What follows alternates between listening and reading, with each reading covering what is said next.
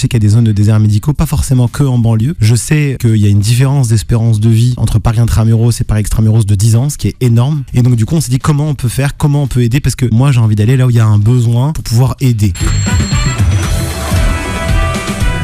La matinale avec Kim sur Beurre FM. Un invité de marque dont j'avais entendu parler déjà, sans même le connaître, et puis le destin a fait que finalement nos chemins se sont croisés à travers les réseaux sociaux, pour ne rien vous cacher. Et aujourd'hui c'est notre invité, Dr Mansour Kara.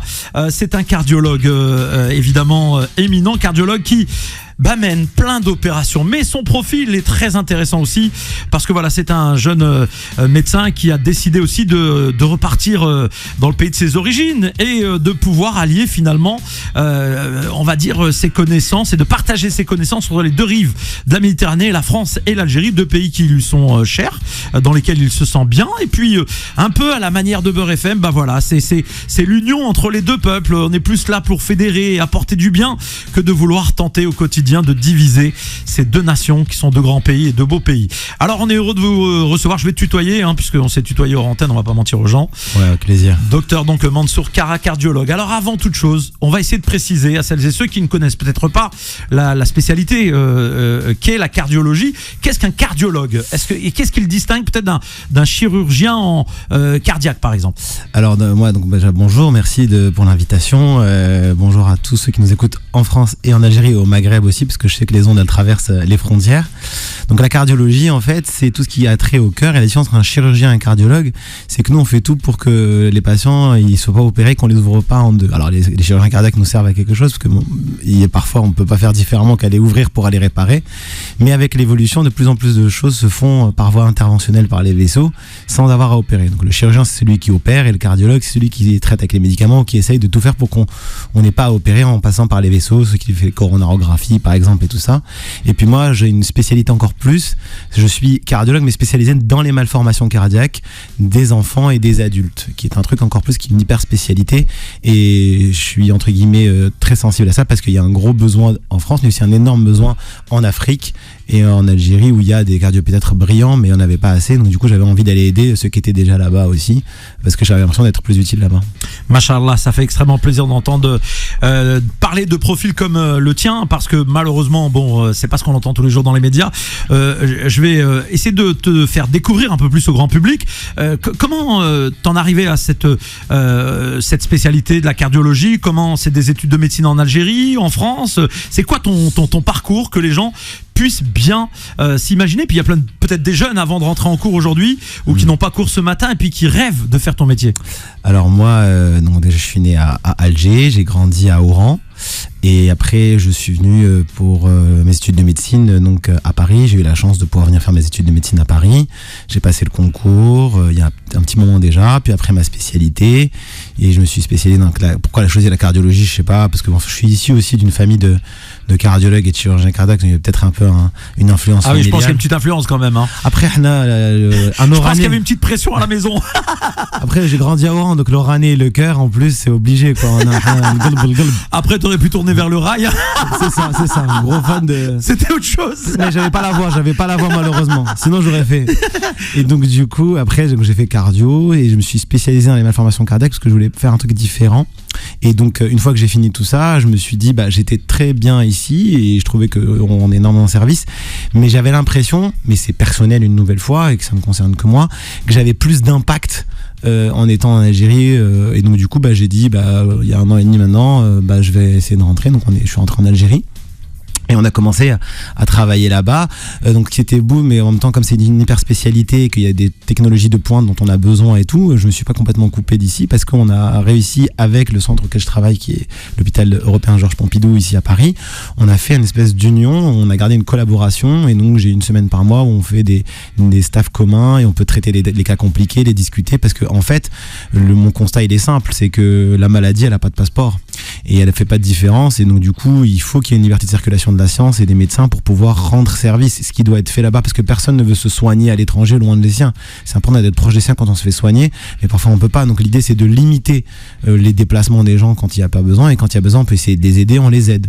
Et donc c'était dans ça, et donc je me dis que si quelqu'un comme moi avec mon profil ne le tente pas, je sais pas qui va le faire, quoi. Donc du coup j'ai dit vas-y banco, j'essaye, et puis ça fait 1 an et demi, et pour moi c'est un des meilleurs choix que j'ai fait dans ma carrière. Et finalement, avant de revenir à ta spécialité, qui est importante, parce que j'ai pensé comme ça tout de suite à des personnages qui ont vécu ce genre de situation dans le domaine du sport notamment, et c'est vrai que tu fais partie de cette dynamique 2025 de la diaspora algérienne notamment, ou africaine de manière générale, mais algérienne plus particulièrement, qui a envie finalement, malgré tout le confort qu'il peut avoir en France, dans des situations, en environnement peut-être exceptionnel, etc., de rentrer aussi au pays et de partager finalement ses compétences, ses connaissances au service de ses semblables. Alors toi t'en as deux des semblables, t'as l'Algérie, puis t'as aussi les compatriotes français finalement, donc un cœur encore plus grand.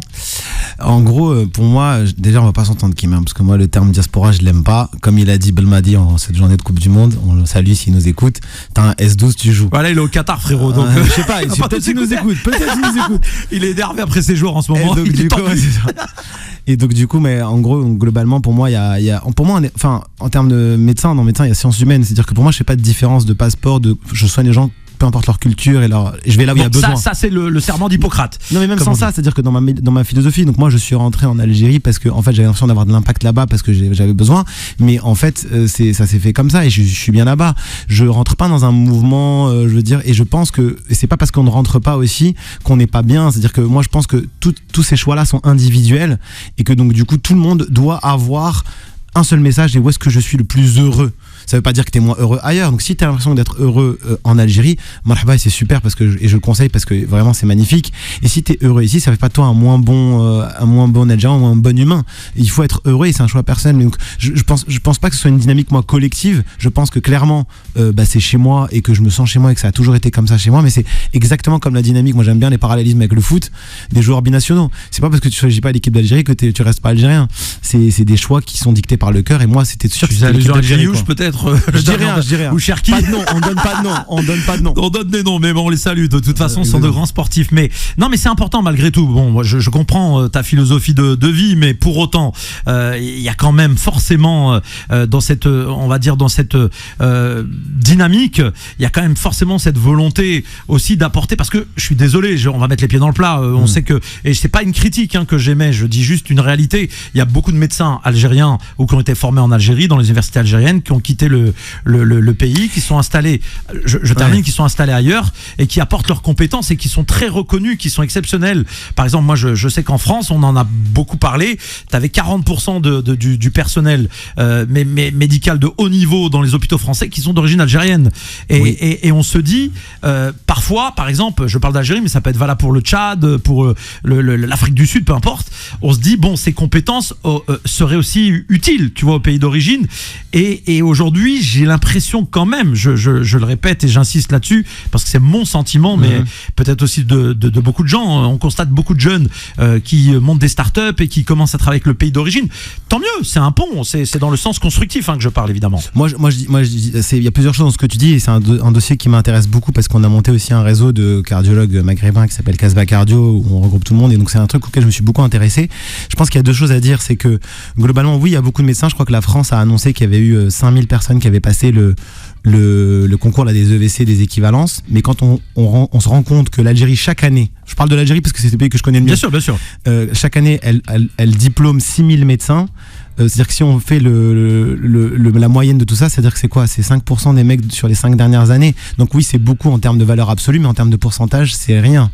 Ces médecins qui sont partis ont eu besoin, et c'est normal d'avoir une expérience à l'étranger, et c'est super. Bien sûr. S'ils ont envie de revenir, et s'ils veulent revenir, personne ne les empêche. J'en connais plein qui sont revenus aussi, qui travaillent énormément, qui rendent énormément service. S'ils n'ont pas envie de revenir, c'est pas pour autant qu'ils oublient leur pays. Moi, je dis que c'est des choix personnels et des histoires de vie au milieu. Maintenant, personne ne fait le choix de quitter son pays, et ça il faudrait leur demander. Moi c'est pas mon cas. Moi ce que je voulais juste dire par là tout simplement, c'est que en fait il y a des vases communicants, et il faut que ça puisse partir dans un sens comme dans l'autre sans avoir de jugement de part et d'autre. Et ça, c'est assez important parce que globalement, le principe numéro 1, c'est rendre service aux gens.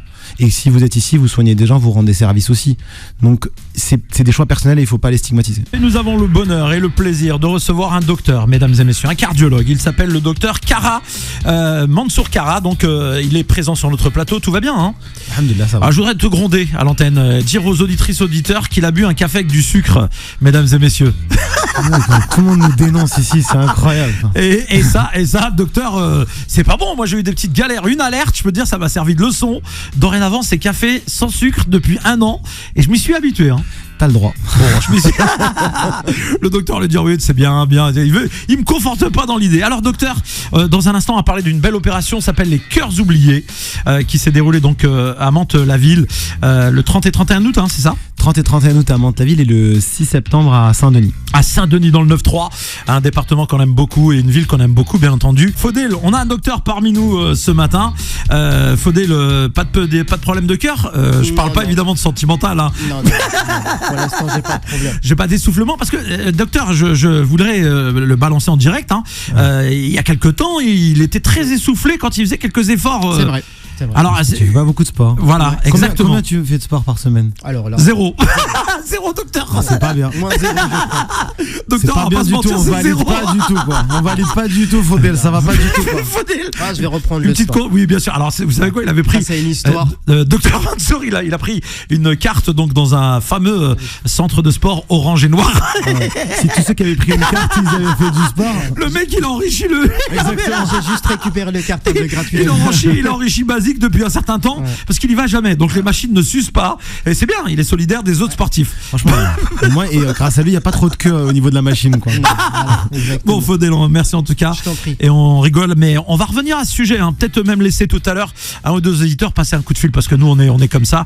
En rappelant qu'il y a une très belle émission qui s'appelle AVS avec Philippe Robichon, magazine santé tous les jours, de midi à 13h à ne pas manquer. Pourquoi pas voir Dr Mansour revenir d'ailleurs, répondre aux questions des auditeurs un jour à l'antenne. Alors, on le disait, docteur, tu mènes donc de belles opérations. On va revenir sur l'une d'entre elles qui s'est déroulée donc à Mantes-la-Ville où il y a eu 555 personnes qui ont été dépistées de 7 ans à 80 ans. Donc des enfants, des papis, des mamies, des gens qui bossent au chômage et j'en passe et des meilleurs. Plus de 40 médecins et infirmiers bénévoles se sont mobilisés pour cette belle opération avec des partenaires publics et privés aussi qui vous ont accompagnés.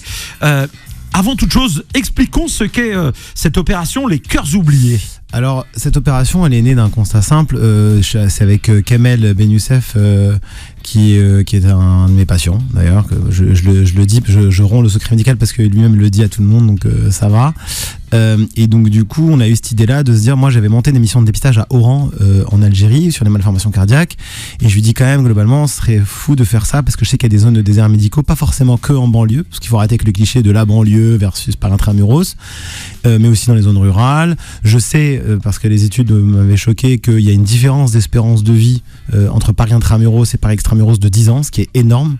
Et donc du coup on s'est dit comment on peut faire, comment on peut aider, parce que ça a toujours été mon leitmotiv, comme je te le disais, c'est-à-dire moi j'ai envie d'aller là où il y a un besoin pour pouvoir aider.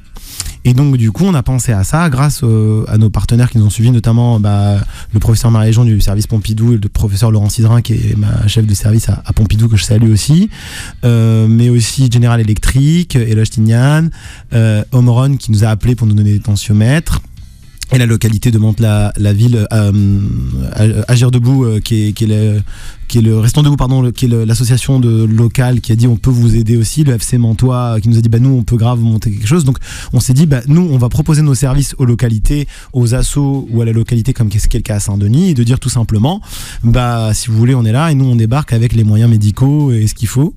Donc les associations locales ou la localité dans le cas de Saint-Denis, ils ont regroupé les assos et ils ont regroupé les gens en disant il va y avoir un dépistage des malformations et des cardiopathies avec une consultation gratuite tel jour si vous voulez venir. Donc à Mantes on a été, le FC Mantois a regroupé quasiment tous ses sociétaires et donc ce qui leur a permis d'avoir une attestation pour le sport parce qu'ils galèrent à avoir des médecins généralistes. Donc j'avais 10 médecins généralistes, 20 infirmiers ou étudiants en médecine, avec des étudiants que je salue de Café Cardio qui sont venus d'Oran pour le truc, Mahmoud et Delila qui sont venus d'Oran juste pour la mission parce que ils avaient participé à Oran et ils sont rentrés, donc là ils ont repris les cours à Oran, donc on les salue s'ils nous écoutent.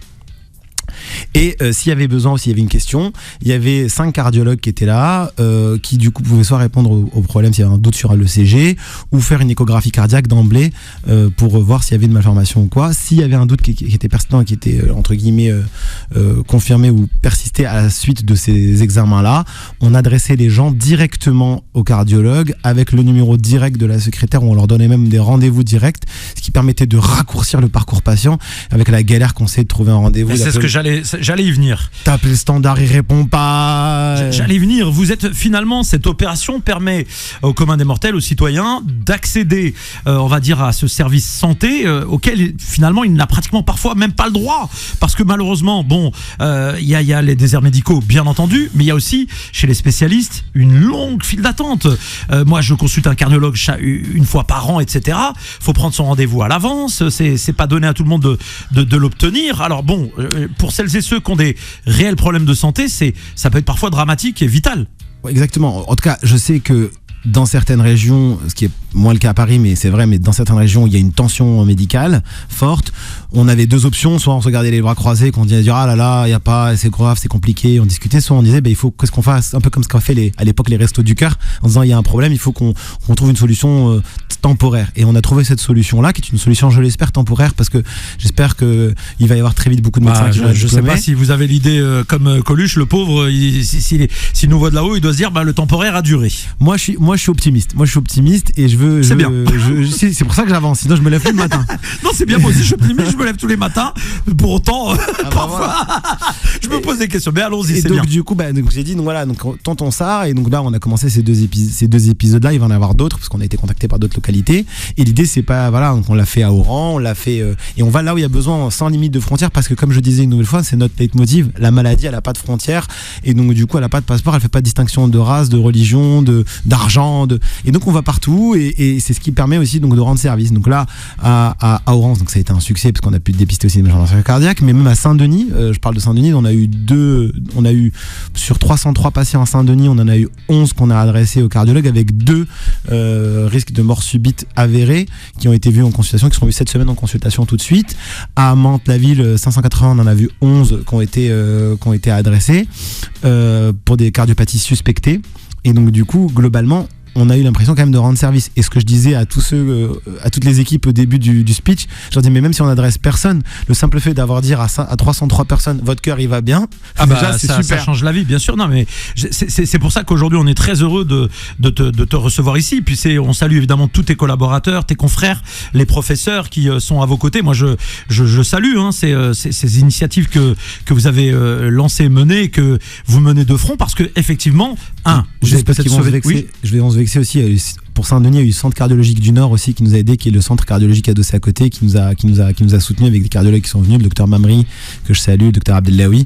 Il faut quand même les citer aussi parce que quand même je voudrais oublier personne. Non, on n'oublie personne. De toute façon, de manière globale, voilà, on salue vraiment tout le monde. C'est vrai qu'en radio parfois, et quand on est dans un média, on peut être amené à oublier un nom ou autre, mais il n'y a jamais de mauvaise intention. C'est souvent dans le feu de l'action, ça va vite.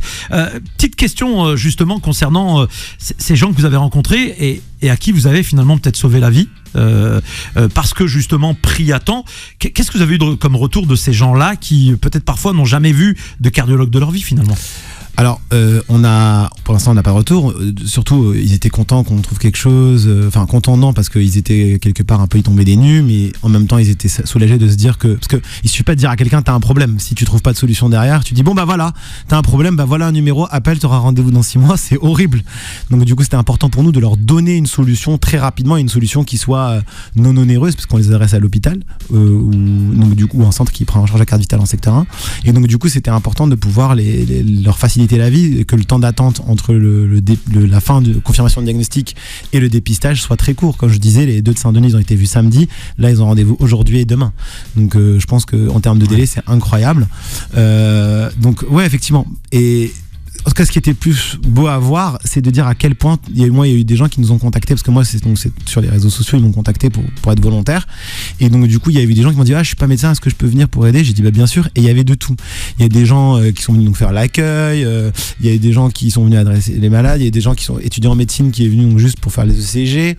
Il y a des femmes de Mantes-la-Ville qui nous ont fait à manger un super poulet Yassa. C'était extraordinaire. C'est excellent. Je les salue s'ils nous écoutent, Mantes-la-Ville. À Saint-Denis, pareil, on a eu des sandwichs. Enfin, une solidarité, c'est-à-dire de dire qu'en fait, on remettait l'humain au milieu de tout ça. Et ce qui est important à dire, c'est que tout a été monté avec zéro argent, c'est-à-dire avec zéro, comme quoi c'est possible aussi. On dit si on n'a pas d'argent on peut pas faire, c'est faux. Nia, comme on dit en Algérie, quand elle existe, et qu'il y a des gens qui ont envie de ça, qui ont envie de s'unir pour rendre ce monde plus vivable. En tout cas, nous on perçoit chez vous les valeurs des vrais médecins, des vrais humanistes en général, que ce soit les infirmiers, les gens du paramédical qui font ça par dévotion totale, par passion, parce que c'est inné chez eux de vouloir aider les autres. Nous sommes de retour avec notre docteur, notre cardiologue, mesdames et messieurs. Je vous rappelle que ce matin, on a le plaisir de recevoir un docteur qui mène deux magnifiques opérations au pluriel, parce que c'est pas une seule opération. On en parlait à l'instant. C'était à Mantes-la-Ville. Le docteur donc Mansour Kara. Je vous rappelle que ça s'appelle les Cœurs oubliés à Saint-Denis aussi, dans le 93. Et évidemment, on a lancé l'appel aux auditeurs qui voulaient éventuellement te poser une question. Je te laisse prendre le casque qui est juste là. Voilà, tu le mets et t'as le volume. Si jamais il n'y a pas assez de volume, c'est bon, tu as le volume, nickel. C'est parfait. On va recevoir une auditrice qui voulait te poser une question. Elle est avec nous. Elle s'appelle Malika de Grenoble. Bonjour Malika. Bonjour Malika. Bonjour. Ravi de vous recevoir Malika avec nous. Et Malika avait une question sur le cœur, c'est ça? Oui. Allez-y Malika. Bonjour docteur. Bonjour madame. Je suis une personne de 81 ans. Et j'ai subi,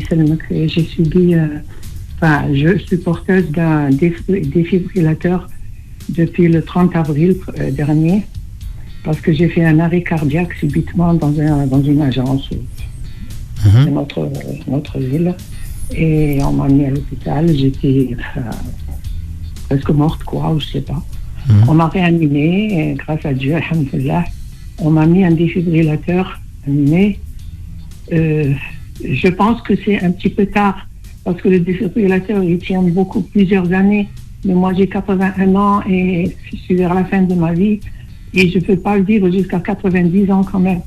Déjà je suis faible, très faible de santé, j'ai un triple pontage depuis 2004 et très fatiguée.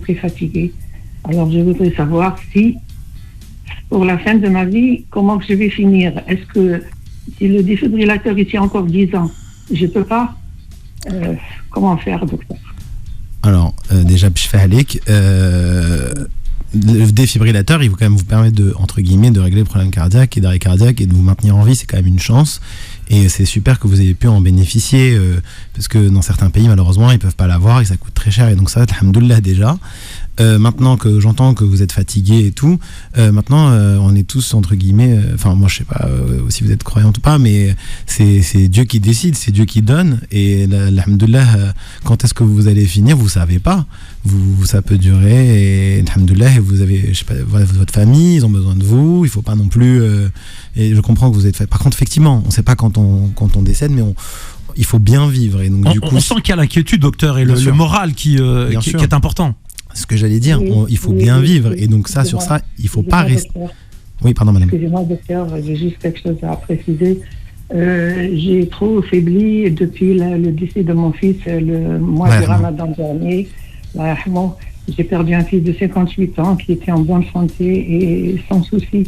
Il est parti, et depuis, je suis vraiment... J'entends,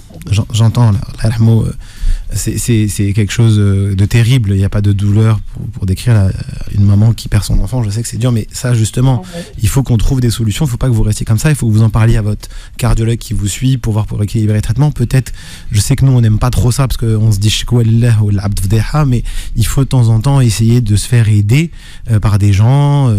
La psychologie, c'est important. Il se trouve qu'on les appelle des psychologues. On les appelle des psychologues, mais en fait, c'est des gens qui écoutent beaucoup ces problèmes-là, qui ont peut-être des solutions que le médecin n'a pas et qui va permettre de nous faire du bien, parce que en fait, madame, il faut continuer, à avancer. On sent que plus qu'un problème de santé à l'heure actuelle, enfin dans les propos qu'on entend de Malika, on sent plus de détresse. Bien sûr.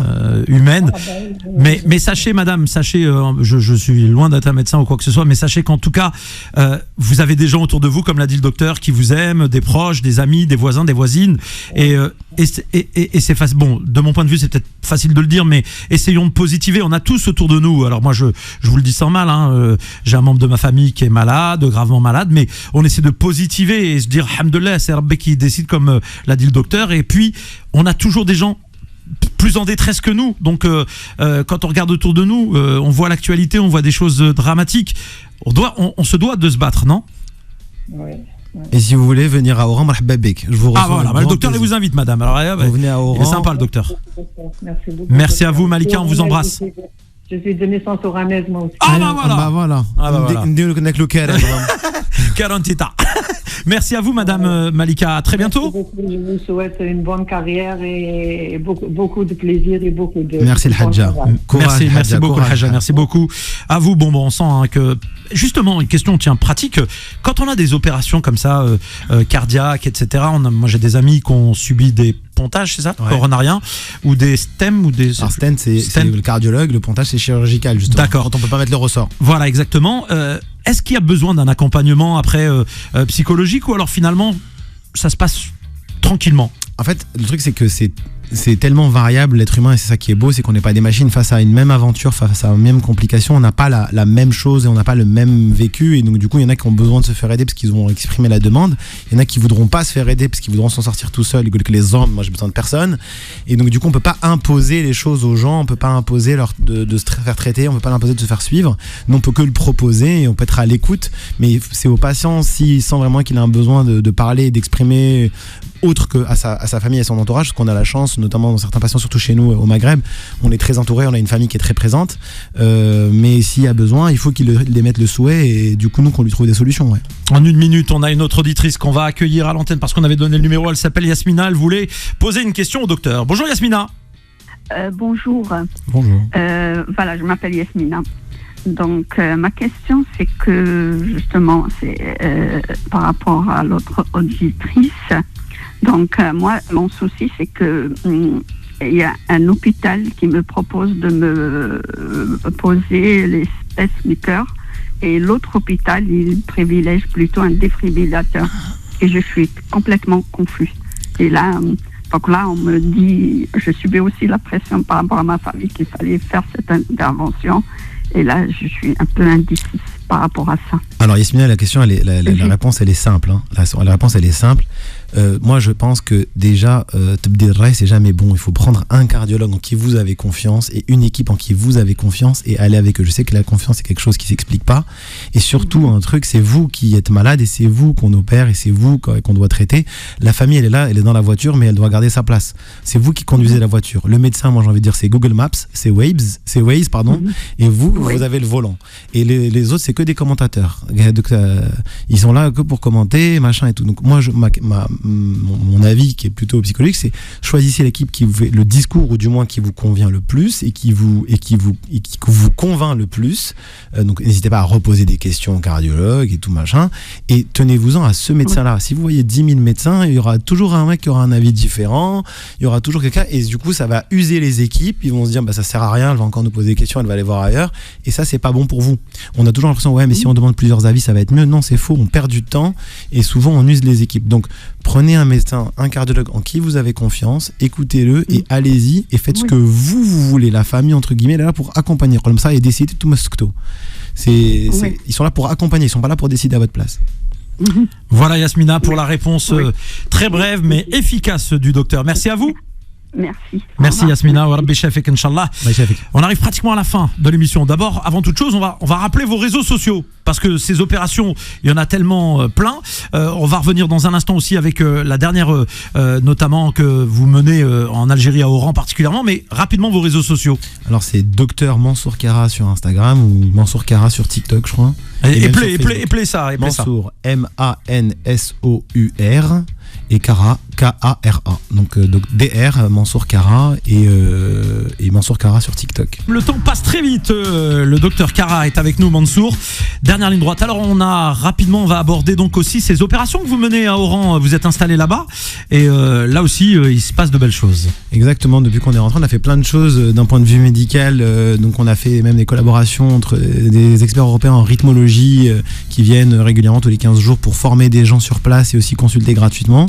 Moi-même pour les malformations cardiaques, je consulte gratuitement parce qu'après on peut les opérer. Et puis dans le centre dans lequel je travaille, donc à la clinique Kara à Sderia à Oran, on les opère quand ils ont une carte sécurité sociale gratuitement. Donc c'est l'État qui paye et ça c'est impressionnant et les gens ne le savent pas trop, mais qu'en Algérie globalement quand la sécurité sociale marche, du coup c'est pris en charge à 0 comme à l'hôpital. Et donc pour les malformations cardiaques, il ne faut pas qu'ils hésitent, ceux qui ont besoin pour une consultation ou quoi à venir, je serais plaisir de les voir.